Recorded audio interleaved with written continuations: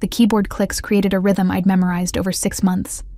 Steady, precise, the sound of someone who'd learned to be invisible. My fingers flew across the keys, transcribing the meeting notes Mr. Thornton had dictated that morning, each word committed to memory, because I discovered early that he despised repeating himself. The office smelled of expensive leather and old books, with undertones of the coffee I'd brewed at 6 a.m. sharp. Natural light filtered through floor-to-ceiling windows overlooking the financial district, casting geometric shadows across my desk. I'd positioned myself here deliberately, far enough from his door to avoid constant scrutiny, close enough to respond when summoned. "Grace, did you finish the Patterson contract review?" Lucy appeared at my desk, her voice pitched low. She'd been here 3 years longer than me, had survived what she called the revolving door of secretaries by mastering the art of being competent without being memorable. "Sent it 20 minutes ago." I didn't look up from the screen, tracking a discrepancy in the shipping manifests. "He'll have it before the 2 p.m. call." "You're terrifyingly efficient." Lucy perched on the edge of my desk, her expression shifting to something conspiratorial. "So, did you hear about the merger talks?" My hand stilled. In 6 months, I'd learned that information was currency in this building. Thornton Industries operated on secrets and leverage, though I'd been too focused on mastering my job to question exactly what kind of business we conducted. "With Roberts Enterprises?" "That's the one." Lucy's eyes gleamed.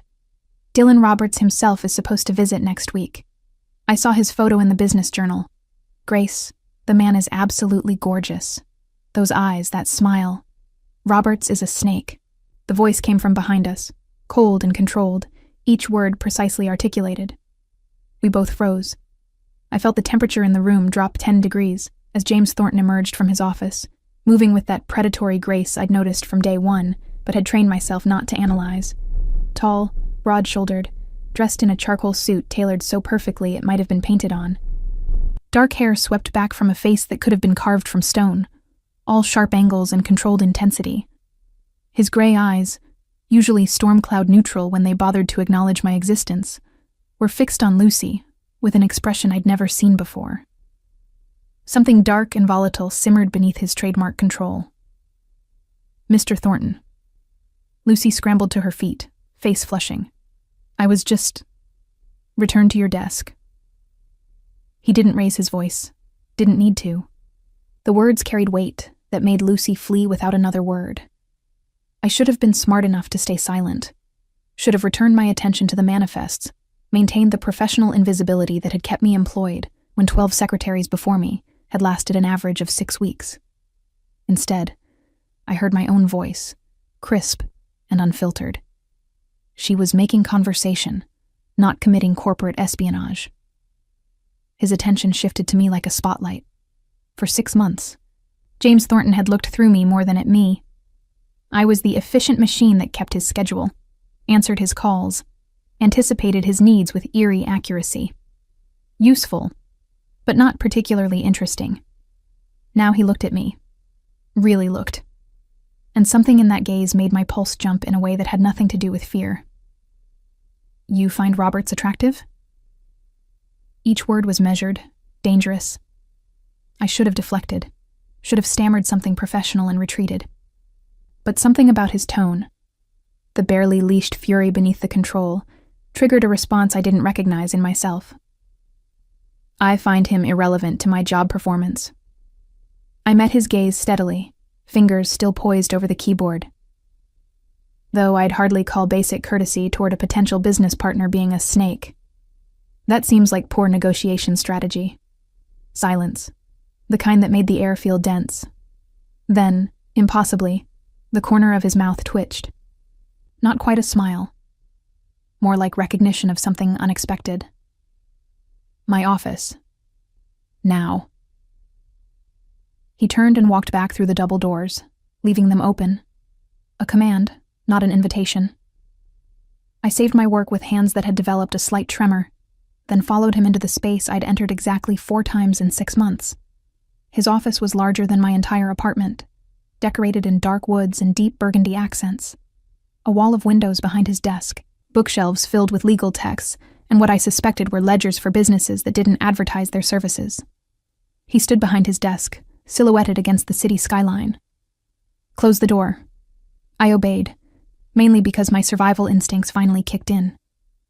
Standing here, alone with him, I realized how much larger he was than me. How completely I'd miscalculated by speaking without thinking. "In 6 months," he said, voice deceptively soft. "You've been perfectly professional. Competent, efficient, forgettable. And now you defend Dylan Roberts and critique my business strategy." "I wasn't defending." I stopped, reading the warning in his posture. "I apologize if I overstepped." "You did." He moved around the desk, each step deliberate. "But you were also correct. Calling him a snake in front of staff was unprofessional." He stopped 3 feet away, close enough that I could see the muscle ticking in his jaw.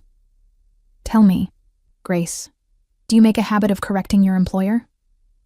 The smart answer was no. The survival answer was to apologize profusely and retreat. Instead, I found myself tilting my head, studying him with the same analytical precision I applied to contract reviews.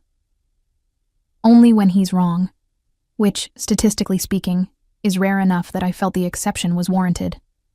Another silence. Then he laughed, actually laughed, a sound I'd never heard from him before.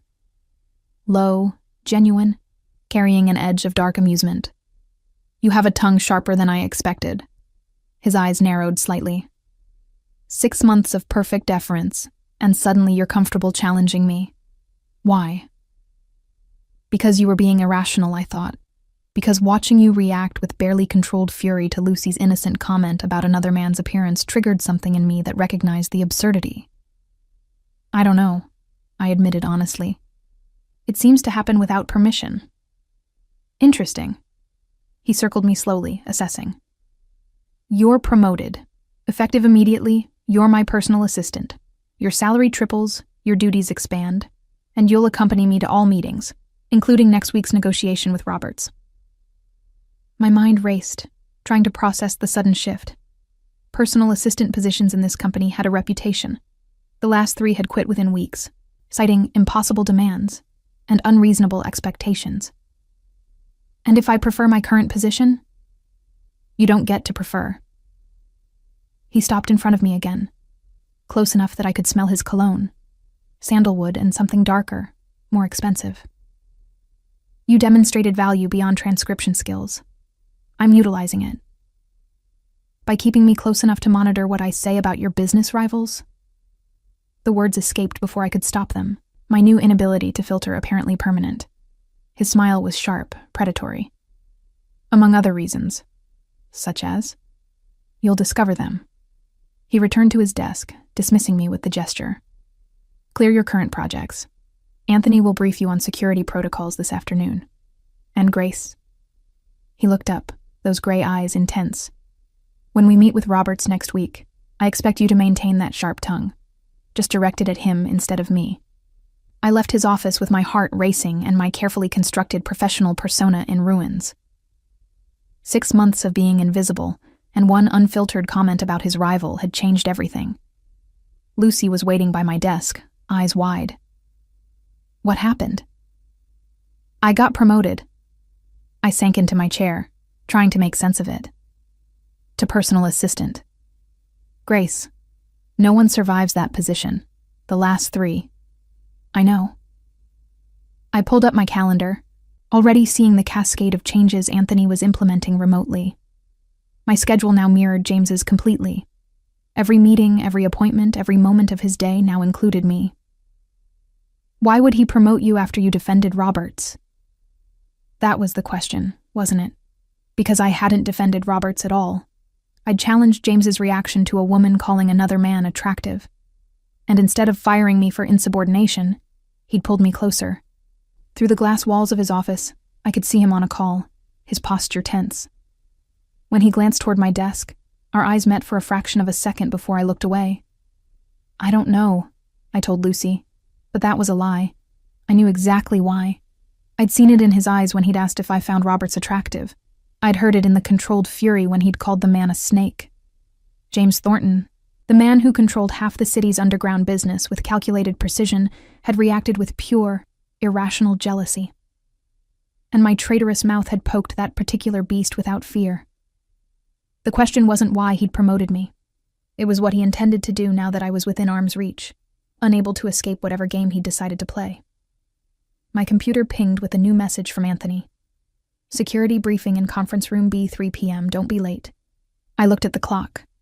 I had 45 minutes to figure out what I'd just walked into. 45 minutes to understand why being kept close by a dangerous man felt less like a promotion and more like being claimed. The security briefing lasted 3 hours and fundamentally altered my understanding of who I worked for. Anthony Wilson stood at the head of the conference table, a mountain of a man with kind eyes that didn't match his military bearing. He'd placed a tablet before me containing what he called essential protocols, a document that read less like employee guidelines and more like survival instructions. Mr. Thornton's business interests require discretion, Anthony explained, his voice gentle despite the weight of his words. What you see, what you hear, what you observe, none of it leaves this building. Not with friends, not with family, not even in your own journals. I scrolled through the tablet, reading sections that made my stomach clench. Transportation protocols, communication encryption, emergency extraction procedures, a list of approved locations for dining, shopping, existing. This is a contract for my entire life, I said quietly. It's protection. Anthony's expression softened. Ms. Mitchell, you're now positioned at the center of operations that attract attention from people who would use you as leverage. These protocols keep you safe. From who, exactly? He hesitated, choosing words carefully. From anyone who views proximity to Mr. Thornton as an opportunity. Over the following week, I discovered what that meant. The company car that now picked me up each morning wasn't just luxury, it was armored. The assistant, who appeared at my apartment building's entrance, was actually a bodyguard named Marcus, tasked with ensuring I reached the office safely. My phone had been replaced with an encrypted model that Anthony monitored remotely. Is this normal for personal assistants? I asked Lucy during a rare moment alone in the break room. She looked at me with something close to pity. Grace, the others never got this level of security. They got yelled at and quit. You got whatever this is. Whatever this was included accompanying James to meetings I'd previously only scheduled. I sat beside him in conference rooms where men in expensive suits discussed shipments and territories using language that sounded legitimate, but carried undertones I was learning to recognize. James never explained, never clarified. He simply expected me to absorb information and adapt. You're quiet during negotiations, he observed one evening as we returned to the office after a particularly tense meeting. Most people feel compelled to fill silence. Silence provides information. I kept my gaze on the tablet where I'd taken meticulous notes.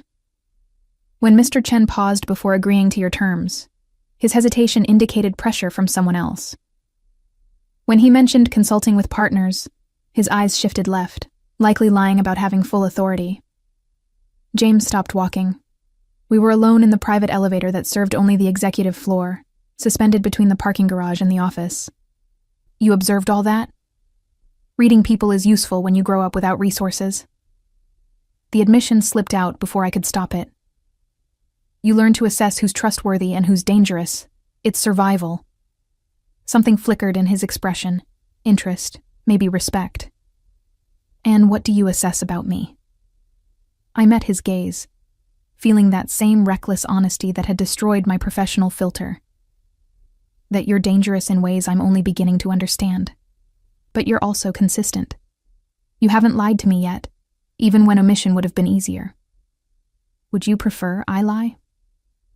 I'd prefer transparency. But I'm learning that's not how your world operates.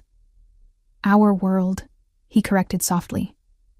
You're part of it now, Grace, whether you intended to be or not.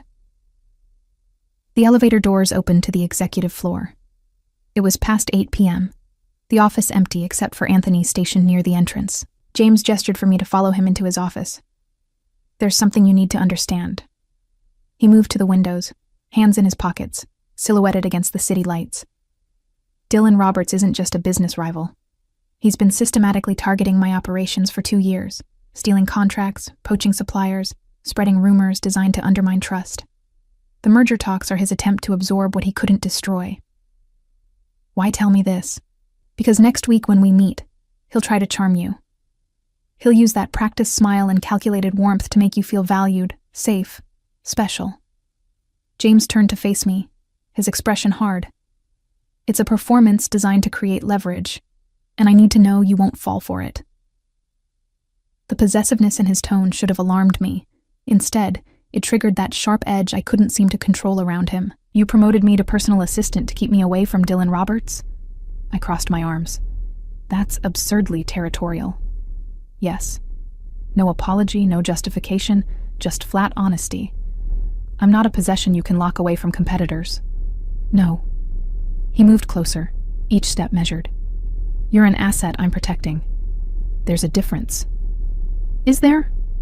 I held my ground even as he invaded my space, close enough now that I had to tilt my head back to maintain eye contact. Because from where I'm standing, this looks like a powerful man acting on irrational jealousy.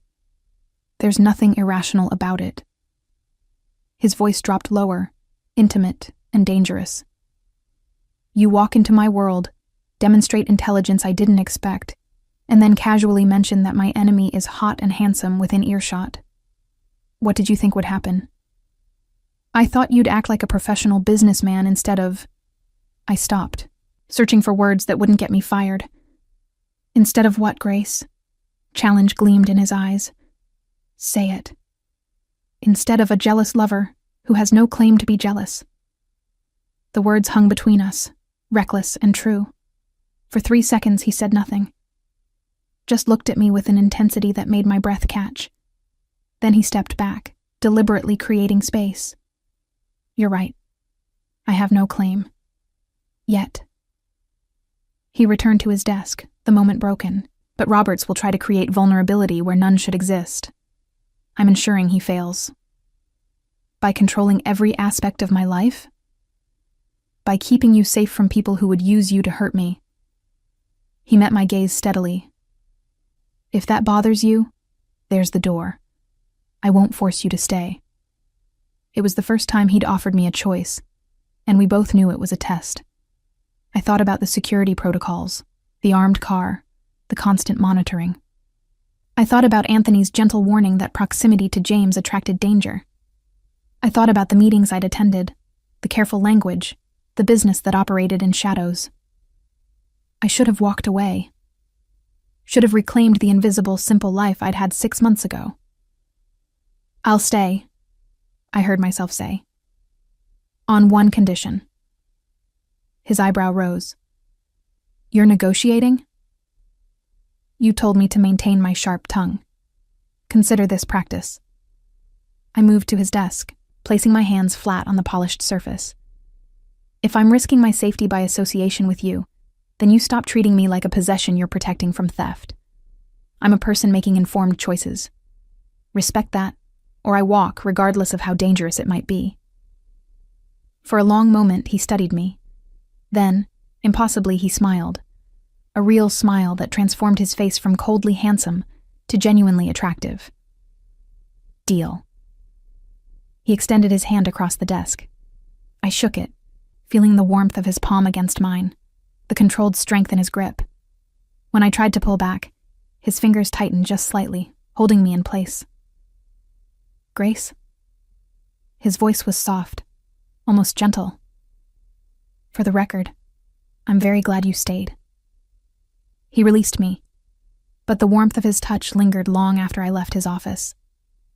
That night, as Marcus drove me home through streets I was no longer allowed to walk alone, I pulled up Dylan Roberts' photo on my encrypted phone.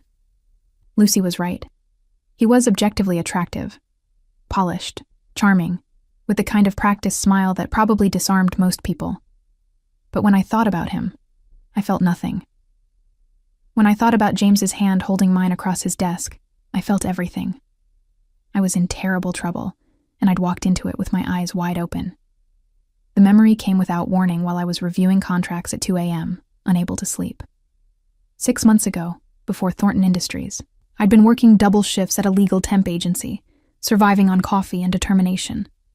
The job posting had seemed too good to be true. Executive secretary position, competitive salary, immediate start. I'd applied on impulse, never expecting the callback. The interview had been conducted by Anthony, not James. He'd asked strange questions about my family ties, none, parents deceased. My social circle, minimal, friends scattered across the country. My attachments to the city, professional only, willing to relocate if needed.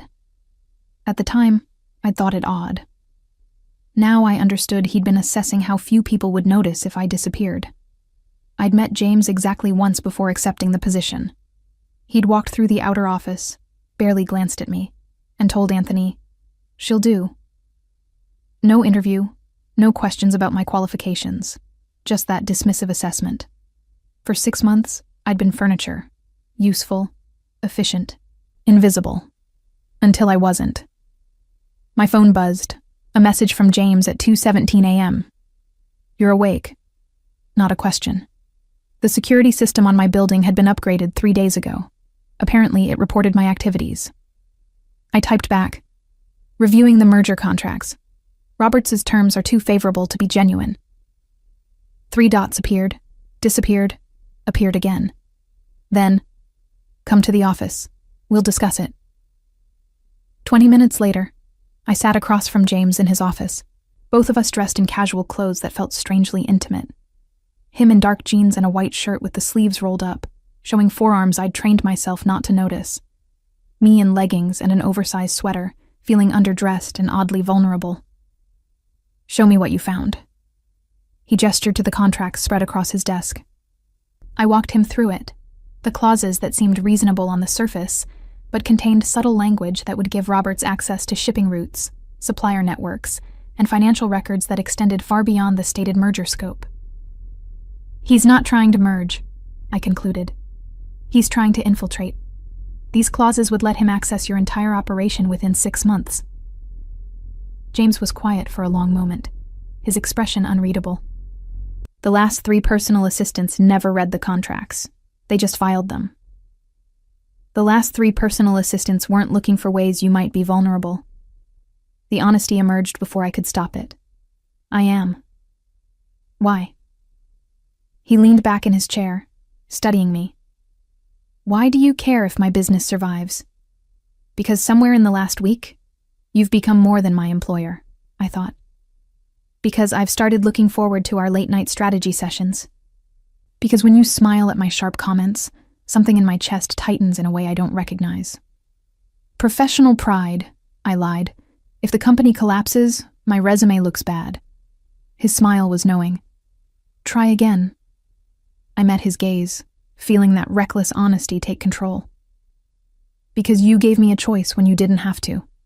Because you're dangerous and territorial and probably involved in business I shouldn't ask about. But you've never been dishonest with me. Because—" I stopped, the next words too revealing. "Because what, Grace?" "Because no one's ever looked at me the way you did when you thought I found Dylan Roberts attractive." The admission hung between us, vulnerable and true. Like I mattered. Like the thought of me interested in someone else was intolerable. Silence, the kind that made my heart race. Then James stood, moving around the desk with that predatory grace. He didn't touch me, just stood close enough that I could feel his warmth, smell the sandalwood cologne that had become familiar. "You want honesty?" His voice was low, intimate. "I haven't stopped thinking about you since that moment. 6 months of you being perfectly professional, and one comment destroyed my carefully maintained distance. I promoted you because keeping you close was the only option that didn't involve admitting I developed feelings for my secretary, which would have been a spectacular lapse in judgment." My breath caught. "And now?" "Now I'm negotiating." He raised his hand slowly, giving me time to move away, and tucked a strand of hair behind my ear. The touch was gentle, deliberate. "I can offer you safety, resources, partnership in a world most people never see. What I can't offer is normalcy. If you stay, Grace, you're choosing danger. You're choosing association with a man whose business operates in shadows. You're choosing a life where armed drivers and security protocols are permanent. What are you asking me?" "I'm asking if you'll stay anyway." Not as an employee making strategic choices for her resume, but as someone who understands exactly who I am and chooses me regardless. I should have been frightened, should have recognized this as the moment to run, to reclaim whatever normal life I could salvage. Instead, I found myself studying his face. The sharp angles softened slightly by proximity, the gray eyes that held controlled intensity, but also something warmer, more vulnerable. I need to know one thing first, I said quietly. The business you conduct in those meetings, the shipments and territories discussed in careful language, is anyone getting hurt? Are you causing harm to people who don't deserve it? He could have lied. Could have told me what I wanted to hear. The world I operate in isn't kind, he said instead. I deal with people who would hurt others without hesitation. My businesses exist in spaces between legal and illegal, providing services that society pretends don't exist. Do I hurt people? Yes, but only those who threaten what's mine. I don't tolerate innocent casualties. That's not the reassurance you think it is. I know. His thumb traced my cheekbone with devastating gentleness, but it's honest. And you asked for honesty. I thought about the last 6 months, the efficiency I'd brought to his operations, the insights that had prevented what I now recognized as potentially violent conflicts. I'd been part of his world already, just too naive to recognize it. If I stay, I said carefully, I have terms. His smile was surprised, genuine. You're negotiating with me. You taught me to maintain my sharp tongue. This is me using it strategically. I stepped back, needing distance to think clearly. I want transparency. Not complete disclosure of everything you do, but enough that I understand the risks I'm accepting. I want continued choice. If I decide this world isn't for me, you let me walk away safely. And I want respect as an equal partner in decisions that affect my life. Those are reasonable terms. I'm not finished. I met his gaze steadily. And you stop using jealousy as a strategy. If we're doing this, whatever this is, you trust me or you don't. But you don't control who I speak to or how I interact with business rivals. Even Dylan Roberts?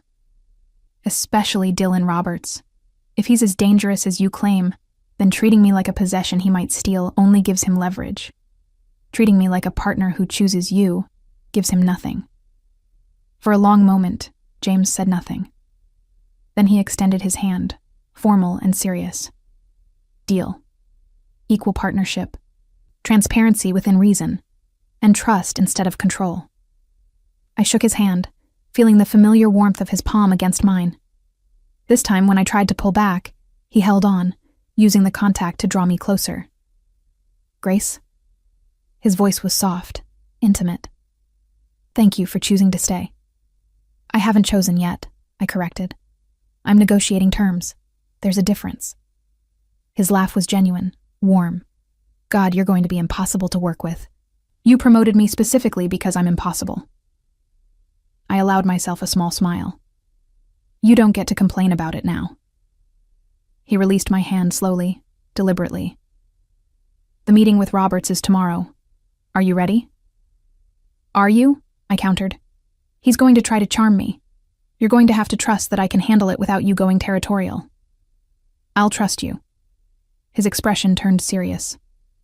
But Grace, understand, Dylan Roberts is dangerous in ways beyond business competition. If he perceives you as my weakness, he'll exploit it. I need you sharp tomorrow, not charmed. I'm always sharp. I gathered the contracts, our late-night strategy session shifting back to professional territory. And I've already identified 17 ways he's trying to exploit you in these documents.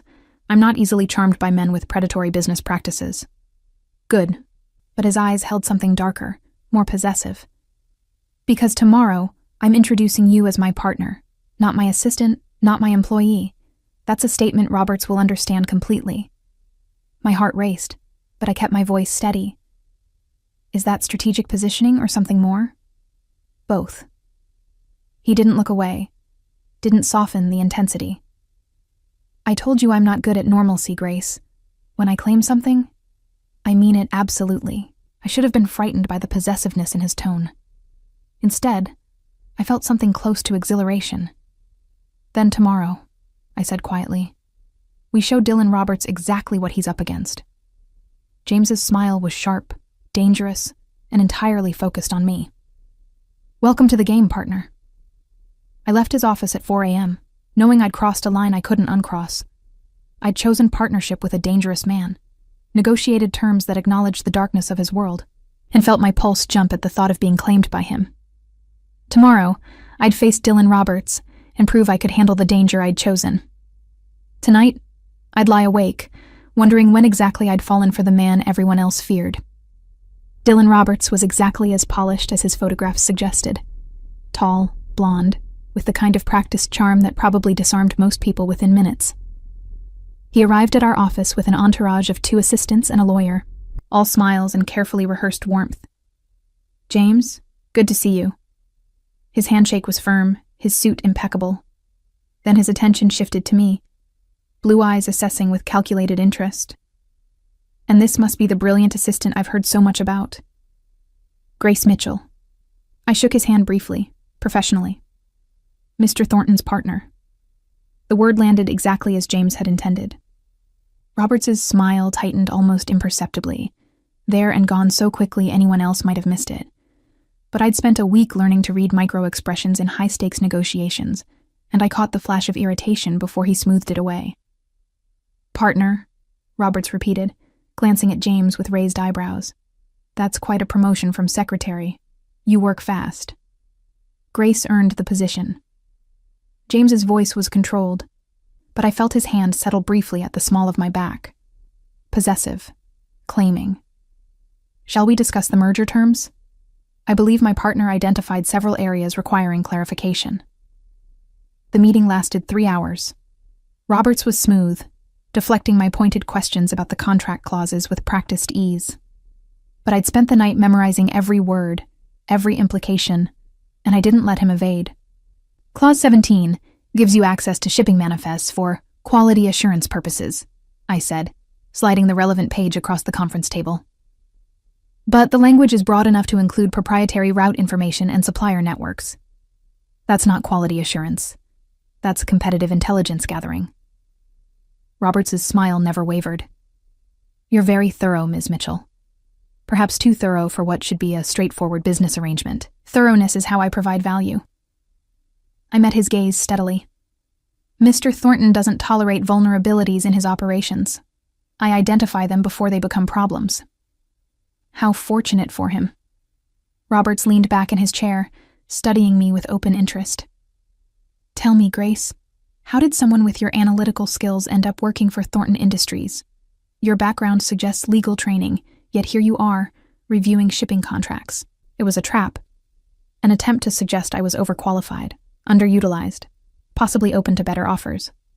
I felt James tense beside me, but he said nothing, trusting me to handle it. I'm exactly where I choose to be, I said simply, working with someone who values intelligence over charm. Roberts's laugh was genuine, direct. I appreciate that. He glanced at James. You've trained her well. I didn't train her. James's voice carried an edge. She arrived with sharp instincts. I just gave her space to use them. The rest of the meeting proceeded with careful politeness, both men negotiating with words that carried multiple meanings. I took meticulous notes, marking every clause that required revision, every verbal agreement that would need documentation. Finally, Roberts stood, signaling the end. I'll have my team incorporate the suggested changes. Though I must say, Grace, you've made this significantly more complicated than it needed to be. Complicated often means protected, I replied, gathering my materials. Mr. Thornton appreciates protection. I'm sure he does. Roberts extended his hand to James. We'll reconvene next week. And Grace? He turned to me with that practiced smile. If you ever tire of being Thornton's watchdog, my organization could use someone with your talents. I pay exceptionally well. The offer hung in the air, deliberate and provocative. I'm not motivated by money alone, I said carefully. Loyalty matters more. Does it? His eyes flickered between James and me, reading dynamics I wasn't sure we'd successfully hidden. How refreshing. Most people in our world find loyalty negotiable. After Roberts left, James and I remained in the conference room. Anthony appeared in the doorway, his expression grim. "We have a problem," he said quietly. Roberts had surveillance equipment in his briefcase. Nothing we didn't detect and scramble. But he was recording the entire meeting. My stomach dropped. He wanted documentation of our objections. He's going to use it to prove we're not negotiating in good faith, James finished, or to identify which specific operations we're trying to protect. He looked at Anthony. "Increased security protocols. I want Grace's apartment swept daily, her movements monitored more closely." "Already in progress," Anthony confirmed. "Ms. Mitchell, I'll need you to relocate temporarily. Your current residence is too exposed." "Relocate where?" I asked, though I suspected the answer. "My penthouse has a guest suite," James said, not quite meeting my eyes. "It's the most secure location we control. You'd have privacy, independence, but also protection that keeps me close enough to monitor," I finished. "This is about control, not safety." "This is about Roberts identifying you as leverage." James's voice hardened. "He just offered you a job, Grace, not because he values your skills, but because taking you from me would be a strategic victory. I need you somewhere he can't reach." I should have argued, should have insisted on maintaining my independence, my boundaries, my life outside his orbit. But I'd seen Robert's eyes when he'd looked at me. Calculated assessment, nothing more. I was a chess piece to him, valuable only for the damage my removal from James's side would cause. "Fine," I said quietly. "Temporary relocation. But I want that guest suite to actually be mine. No surveillance, no monitoring my activities when I'm off the clock." James exchanged a look with Anthony, who nodded slightly. "Agreed. The suite is yours, completely private. I'll have Marcus coordinate the move." That evening, I stood in what was now my temporary home, a sprawling suite with floor-to-ceiling windows overlooking the city, decorated in soft grays and creams that somehow felt both luxurious and comfortable. My few belongings looked lost in the massive space. A knock on the door. James changed from his suit into dark jeans and a casual shirt that made him look younger, less intimidating. "Everything you need?" he asked, staying carefully in the doorway. "More than I need." I gestured at the opulence surrounding me. "This is excessive for temporary housing." "You're not temporary." The words emerged quiet, waited. "Grace, I need you to understand something. Roberts's interest in you isn't going to fade. If anything, it'll intensify now that he knows you matter to me. This arrangement, this protection, it's permanent unless you choose to leave." "And if I choose to leave?" He was quiet for a long moment. "Then I let you go. That was our agreement, but I'll also ensure you have protection, resources, a way to disappear if necessary. Because Roberts doesn't forget perceived debts or missed opportunities." I moved to the windows, looking out at the city lights. Somewhere down there was my old apartment, my old life of double shifts and careful budgeting and invisible existence. Safe, simple, forgettable. "I'm not running," I said finally. "From Roberts or from whatever this is between us." I felt him move closer, stopping just behind me. Not touching, but near enough that I could feel his warmth. "What is this between us?" His voice was soft, almost vulnerable. I turned to face him, maintaining the careful distance. "I don't know yet, but I know I'd rather figure it out here, with you, than spend the rest of my life wondering what I walked away from." His hand rose slowly, giving me time to move back. When I didn't, he cupped my face with surprising gentleness, thumb tracing my cheekbone. "Grace, I'm not good at relationships. I'm territorial, possessive, and my world is dangerous in ways you're only beginning to understand. But I swear to you, I will never lie about who I am or what I want. And what I want is you, safe, protected, and choosing to stay because you want to, not because you're trapped." I leaned into his touch, feeling the warmth of his palm against my skin. "Then stop treating this like a cage and start treating it like a partnership. Let me help navigate Roberts. Let me be useful beyond just being kept safe." "You want to engage with someone who would use you as leverage?" "I want to prove I'm not easily leveraged." I met his gaze steadily. You said you value sharp instincts. Trust mine. For a moment, he studied me. Then he smiled, genuine, warm, transforming his face. All right, partner. We play it your way. But if Roberts makes one move that threatens you, then we deal with it together. I interrupted. Not you protecting me, but us protecting each other. His thumb traced my lower lip, the touch intimate and electrifying. You're going to drive me insane. You promoted me specifically because I challenge you, I reminded him, echoing my earlier words. You don't get to complain now. He laughed, the sound low and genuine. Then, slowly, giving me every opportunity to refuse, he leaned down and pressed his lips to my forehead, a gesture that felt more intimate than any kiss. Welcome home, Grace, he murmured against my skin, even if it's just temporary.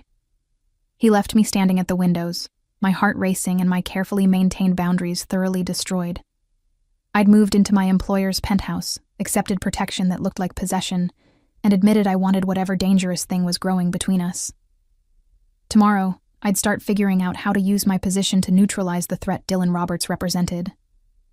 Tonight, I'd lie in the most comfortable bed I'd ever slept in and wonder when exactly James Thornton had stopped being my terrifying boss and started being someone I couldn't imagine my life without.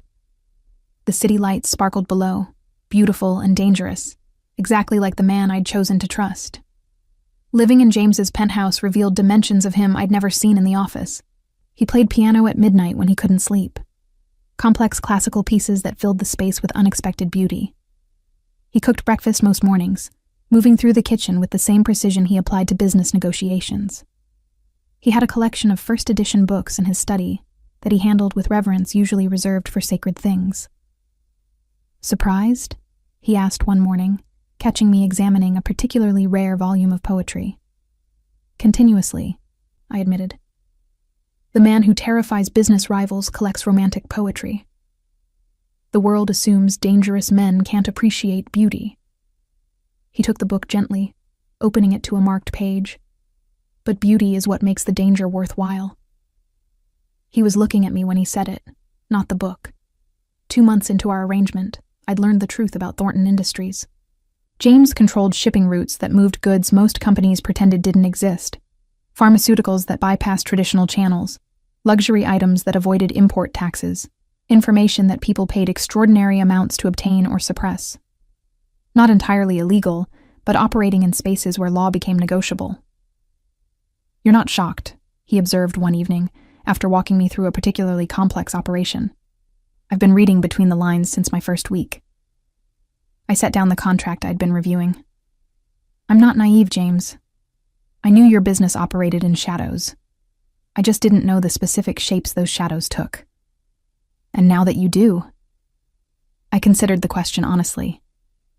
Now I understand why you need protection protocols, why Roberts wants access to your networks, why loyalty matters more than legality in your world. I met his gaze. I also understand that you've built something that provides services people need, even if society won't acknowledge them. That's not the same as causing harm for profit. His smile was warm, genuine. You have a remarkable ability to see nuance where others see only black and white. I grew up in spaces between categories, I said quietly. Too educated for service jobs, too poor for professional positions. I learned early that the world operates in shades of gray. What I didn't mention was how completely I'd integrated into his life. How Anthony now consulted me on security decisions. How James's business partners had started directing questions to me, recognizing my authority. How I'd stopped thinking of the penthouse as temporary housing and started calling it home. How I'd fallen completely, irrevocably in love with a dangerous man who collected poetry and played midnight piano and looked at me like I was the most valuable thing in his carefully controlled world. The realization had come gradually, then all at once. Watching him negotiate a complex deal with patience, I never saw directed at anyone else. Feeling his hand find mine under the conference table during tense meetings. Waking to find he'd left coffee exactly how I liked it with a note. Thought you might need this. Jay. I hadn't told him. Wasn't sure how to articulate that somewhere between his jealous reaction to Dylan Roberts and his gentle forehead kiss. Good night, I'd stopped being his assistant and become someone who couldn't imagine existing separate from him. Then, 8 months after that fateful comment about Roberts, everything changed. I was reviewing shipping manifests when my encrypted phone buzzed with an unknown number. I almost ignored it. Anthony had drilled into me never to answer unrecognized calls. But something made me pick up. Grace Mitchell. Dylan Roberts' voice, smooth and confident. "We need to talk." My blood went cold. "How did you get this number?" "I have resources James doesn't know about. Listen carefully. I have information about Thornton Industries' pharmaceutical routes. Enough to trigger federal investigations that would dismantle his entire operation. Enough to send him to prison for 20 years. My hand tightened on the phone. "What do you want?" "A meeting. You and me, alone. Tomorrow, 2 p.m., the Riverside Cafe. If you tell James, if you bring security, I release the information immediately. Come alone, and we discuss how to make this problem disappear." "You're bluffing." "Am I?" His voice hardened. "Your loyalty is admirable, Grace. But is it worth watching him lose everything? Think about it. Tomorrow, 2 p.m. Don't be late." The call ended. I sat frozen, mind racing through possibilities. Roberts was bluffing. He had to be. But what if he wasn't? What if he'd actually found leverage that could destroy James? I should have told James immediately. Should have trusted our partnership, our agreement about transparency. Instead, I spent 18 hours analyzing every angle, every option, every potential outcome. By the time 2 p.m. approached the next day, I'd made my decision. I told Anthony I needed to run a personal errand. Met Marcus outside the building and quietly lost him in the crowded shopping district, using evasion techniques I'd learned from watching James's security protocols. Arrived at Riverside Cafe alone, scanning for Roberts. He sat at a corner table, looking relaxed and confident. "Grace, I'm impressed you came. What do you want?" I remained standing, refusing to sit, refusing to make this comfortable. "I want to know what you're worth to him."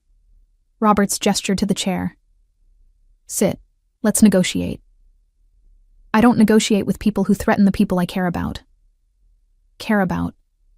His smile was knowing. "That's interesting phrasing. Does James know you care about him? Or are you still pretending this is professional partnership?" "Whatever this is, it's none of your business." "It became my business when Thornton made you his weakness." Roberts' expression hardened. "Here's the situation. I have documentation of illegal pharmaceutical shipments, routes, suppliers, payment records, everything federal prosecutors need to dismantle his operation. I'm offering to make it disappear. In exchange for what?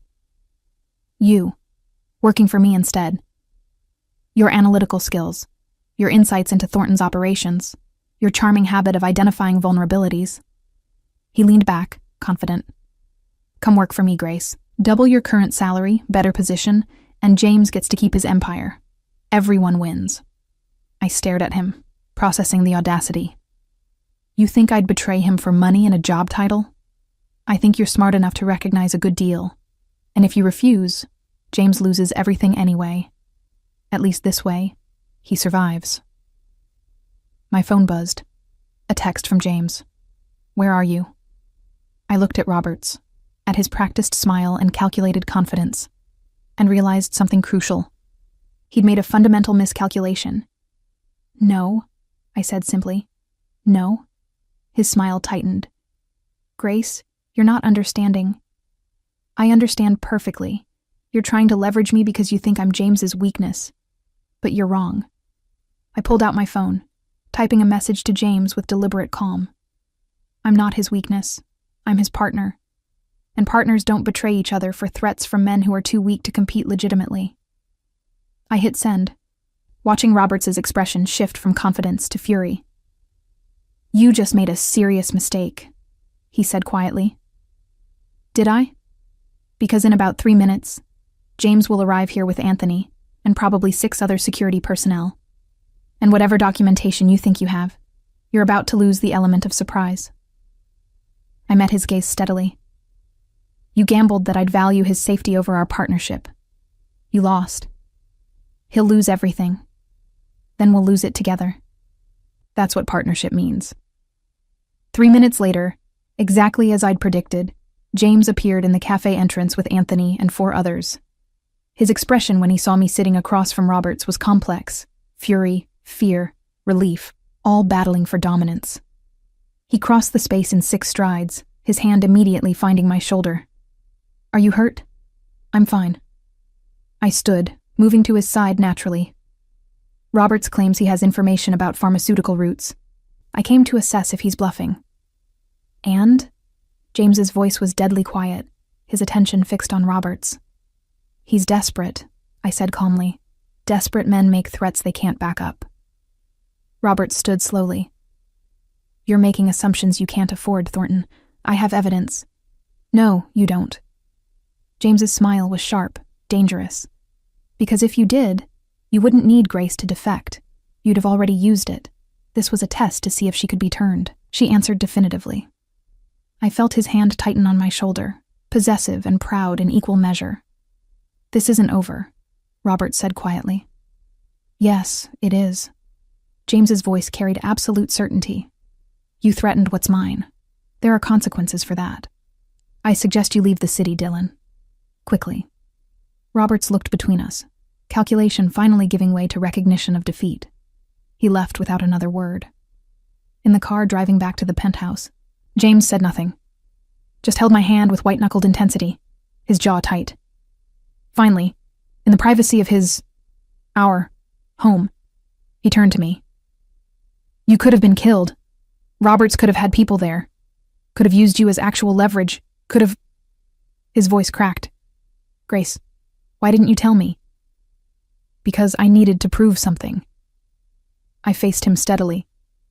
"To him and to you. That I'm not a weakness you need to protect.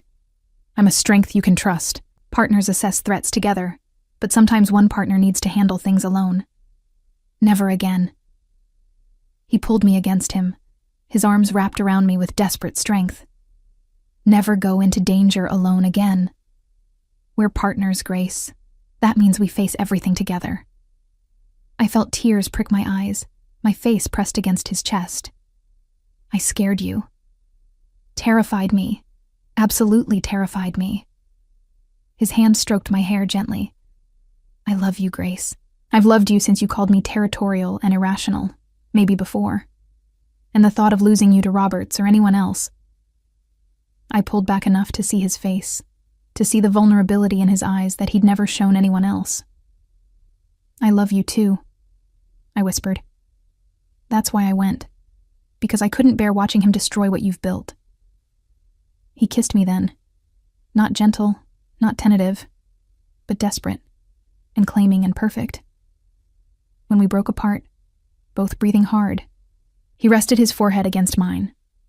"Never again," he repeated softly. "Promise me." "I promise. Together from now on." "Together," he agreed. "Always." Roberts's threat hadn't been empty after all.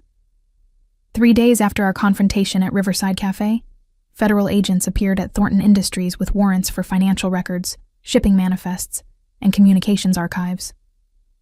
Roberts had released his documentation, not to destroy James, but to create chaos that would occupy resources and attention. While James dealt with lawyers and investigators, Roberts made his actual move.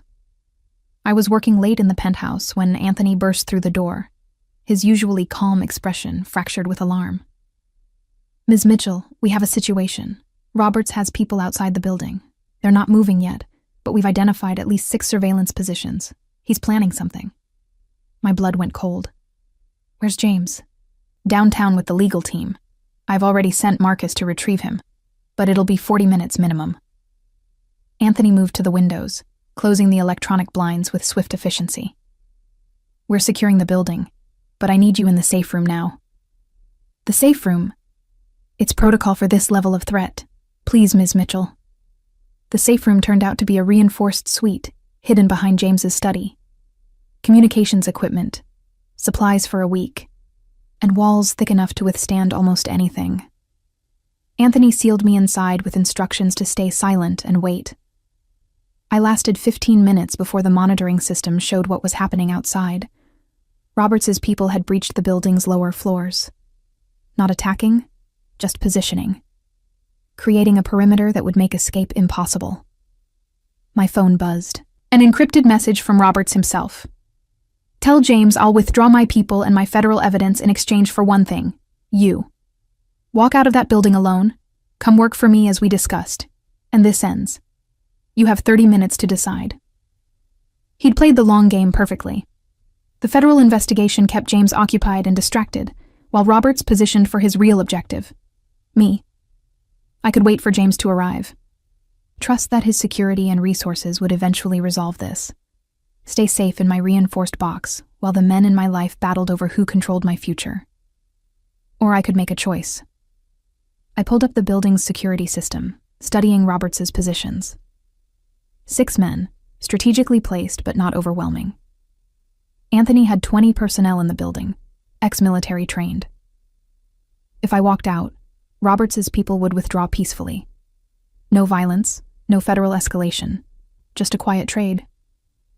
But I'd also be trading myself for temporary peace, abandoning partnership for capture, choosing safety over everything James and I had built.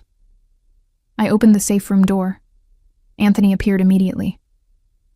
Ms. Mitchell, you need to— I know what Roberts wants, I interrupted, and I know the smart play would be to wait for James. But I also know that every minute we waste gives Roberts more time to position. So here's what we're doing instead. Over the next 10 minutes, I outlined my plan. Anthony's expression shifted from alarm to reluctant admiration. James is going to kill me for allowing this, he muttered. James is going to kill both of us, I corrected. But he'll also understand why it had to be this way. 15 minutes later, I walked out of Thornton Industries' front entrance, alone and apparently unarmed. Roberts's car waited at the curb, door open in invitation. Dylan Roberts himself stepped out, his expression triumphant. Grace, I knew you'd make the rational choice. Did you? I stopped 10 feet away, maintaining distance. Because the rational choice would be staying safe while the men fight over me. This is something different. Semantics. You're here, which means Thornton loses. He gestured to the car. Shall we? Not yet. I pulled out my phone, keeping movements slow and visible. First, you're going to call off your federal investigation. Withdraw the evidence. Make it disappear. After you're secured. I'm not a fool, Grace. Neither am I. I smiled, showing teeth. You think you've won because I walked out here alone, but you made a crucial miscalculation. And what's that? You assumed I needed James's protection to be dangerous. Behind Roberts, his 6 positioned men began dropping, not violently, just quietly succumbing to the fast-acting sedative Anthony's snipers had administered through air-pressurized darts. Military grade, untraceable, effective within 90 seconds. Roberts spun, reaching for his weapon, but Anthony was already there with 4 others. Disarming him, securing him, all with practiced efficiency. You see, I continued, voice steady despite my racing heart. James taught me that power isn't about protection. It's about information and timing. I had both. You had overconfidence. Robert stared at me with fury and grudging respect. Thornton will come for me anyway. This solves nothing. Actually, it solves everything. I stepped closer, letting him see the determination in my eyes. You're going to withdraw your federal evidence completely and permanently. You're going to leave this city and never return. And in exchange, you get to walk away from this alive and free. Because James wanted to kill you for threatening me. I'm offering mercy instead. Why would I accept that? Because the alternative is that I let James do what he planned. Dismantle your entire organization piece by piece until there's nothing left. He has the resources and motivation. I'm the only thing stopping him. I paused. Consider this a negotiation, Dylan. My mercy for your withdrawal. It's a better deal than you deserve. For a long moment, Roberts said nothing. Then, slowly, he nodded. You've changed since that first meeting. Become more like him. No, I corrected softly. I've become more like myself. I just needed someone who valued that enough to let it develop. Anthony's people secured Roberts's documentation, verified its destruction, and escorted him to a car that would take him to the airport. I watched from the building entrance as his threat evaporated into the night. James arrived 20 minutes later, rushing from his car with an expression that mixed fury and fear. "Grace, what the hell? Anthony said you—" I cut him off with a kiss, fierce and claiming in everything I felt. When we broke apart, his hands were shaking as they framed my face. "You handled Roberts," he said quietly. "Alone. With Anthony's support, with your resources, with everything you taught me about power and timing." I met his eyes steadily. "But yes, I handled it. Because I'm not your weakness to protect. James, I'm your partner to trust." He kissed me again, desperate and grateful. "I love you. I'm furious with you for the risk you took, and I'm so goddamn proud I can barely breathe. And I love you. I love you too." I let him hold me, feeling his heart race against mine. "And I'm done running from danger, or letting others fight my battles. If I'm choosing this life with you, then I'm choosing all of it. The danger, the decisions, the consequences. Together," he murmured against my hair. "Everything together from now on." "Everything," I agreed.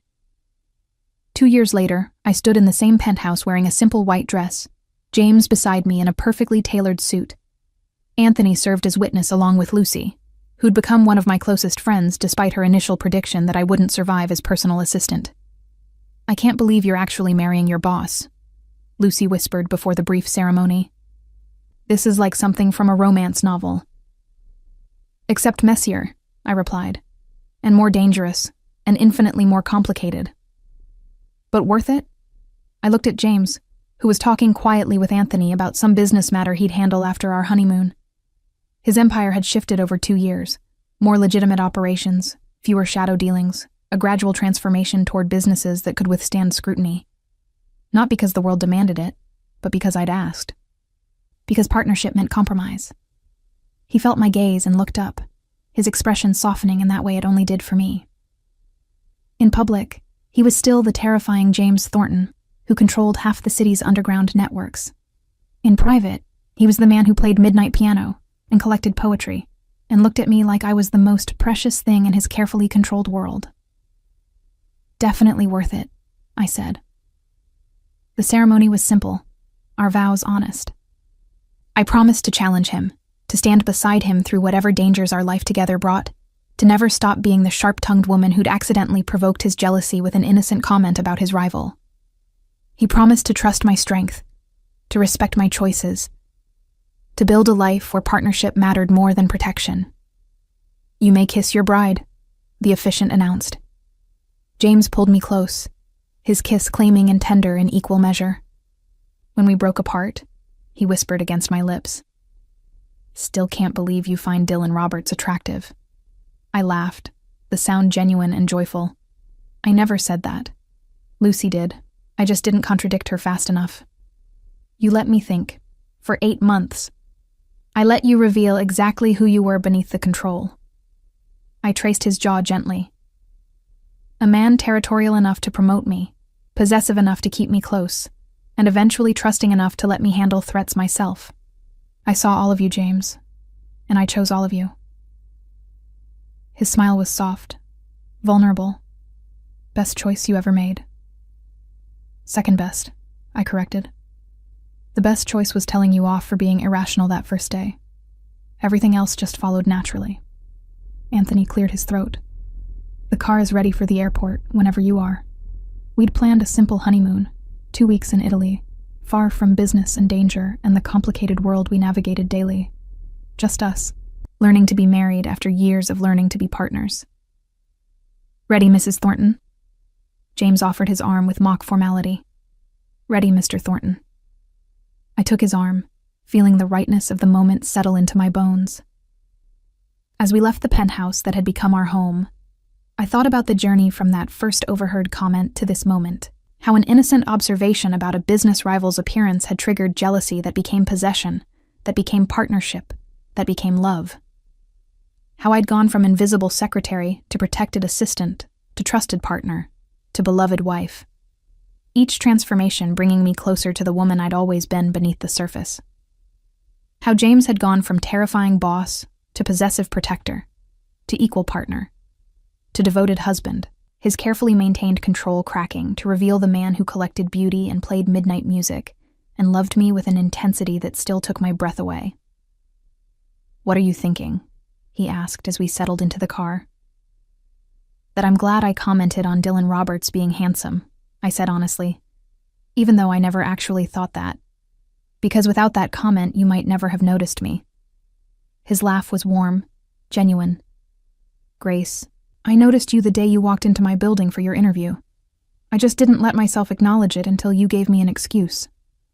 So the jealousy was permission to stop pretending you were just another employee." He laced his fingers through mine. "You were never just anything, Grace. You were always going to be everything. I just needed that moment of irrational jealousy to admit it." I leaned against his shoulder, feeling the car carry us toward whatever future we'd build together. A future with danger and partnership and love that had grown from the most unlikely beginning. "For what it's worth," I murmured, "you're significantly more attractive than Dylan Roberts ever was. Only significantly? Devastatingly. Impossibly. Annoyingly so, actually, given how much time I spent trying not to notice." His arm tightened around me. "I love you, Grace Thornton. I love you too, even when you're being territorial and irrational." "Especially then," he corrected with a smile. And as the car merged into traffic, carrying us toward our honeymoon and the rest of our complicated, dangerous, perfect life together, I couldn't help but think that sometimes the best love stories began with innocent comments that triggered not-so-innocent jealousy. Sometimes partnership grew from possession, and trust emerged from control. Sometimes the terrifying boss became the devoted husband, and the invisible secretary became the irreplaceable partner. And sometimes, just sometimes, happily ever after looked like two people who'd chosen each other despite every logical reason not to, and built something beautiful from that choice. What began with an innocent comment heard through the wrong door became a love story neither of them expected. Grace's sharp tongue awakened something in James he'd kept buried, and his protective jealousy revealed a man worth trusting beneath the dangerous exterior. Sometimes the most powerful love grows from the most unlikely spark. A misunderstood compliment, a possessive reaction, and two people brave enough to choose partnership over safety. If this story of unexpected connection and hard-won trust resonated with you, I'd love to see that heart button turn red. And I'm curious, have you ever had a moment where something you said accidentally changed the entire direction of a relationship? Share your story